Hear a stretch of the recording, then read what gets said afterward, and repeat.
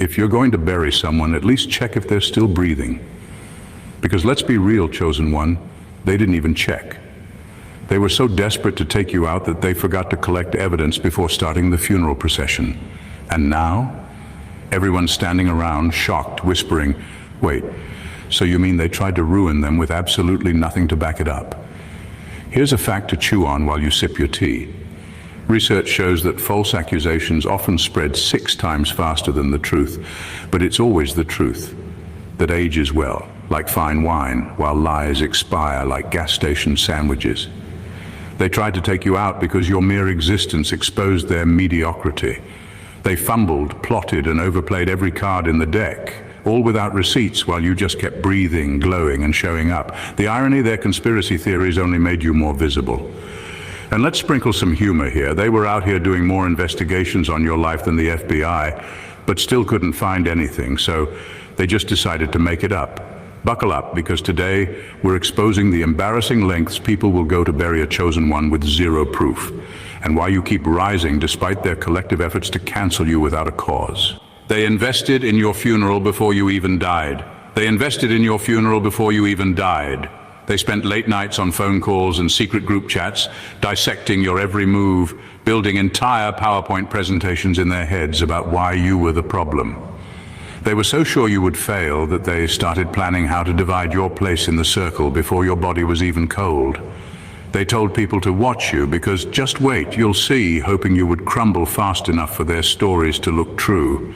They wanted your downfall to be their entertainment and their proof that you weren't as strong as you claimed, that you weren't really chosen, that your glow was temporary, borrowed, and undeserved. They wanted you to break so they could say they knew it all along. They wanted you to act out, lash back, or quit so they could stand over your name and say, "See, we were right." They spent energy monitoring your page, your face, your silence, your wins, waiting for the day it would all fall apart, ready to dance on your ashes because it made them feel better about their lack of growth. They didn't even realize they were praying against you more faithfully than they ever prayed for themselves. They spent more hours doubting your assignment than they spent developing their own.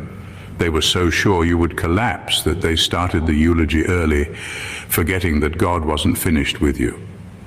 And while they were rehearsing your obituary, you were evolving, healing, and leveling up in silence. They forgot that you were planted, not buried, and every attempt to cover you only fertilized your next chapter. They thought they were watching your ending, but they were actually witnessing your resurrection in real time, and now they're the ones left looking foolish, realizing they bet against someone God backed from the beginning. They created narratives to justify their jealousy because it was easier than admitting they were envious of you. They couldn't handle seeing you win, so they started planting little comments to others, hoping to paint you in a negative light without looking like haters. They told people you were acting different when you started setting boundaries. They called you arrogant because you chose to protect your peace. They said you were too much when your gifts started making room for you. They twisted your confidence into cockiness, your growth into betrayal, your silence into guilt, just to feel better about being stuck where they are. They needed you to look wrong so they could feel right about staying the same. It's wild how they made themselves the victims in stories where you never even played the villain.